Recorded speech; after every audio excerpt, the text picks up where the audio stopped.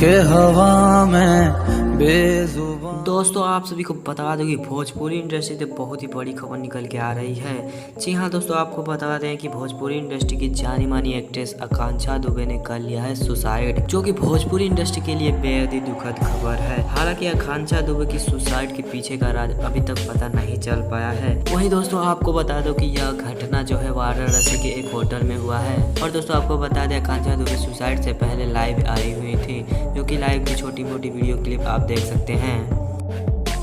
तो आपने देखा दोस्तों, आपको बता दें कि आकांक्षा दुबे ने इस समय ट्रेंड में चल रही थी और उनका एक गाना पवन सिंह के साथ रिलीज भी हुआ था, जिसका टाइटल है आरा कभी हारा नहीं।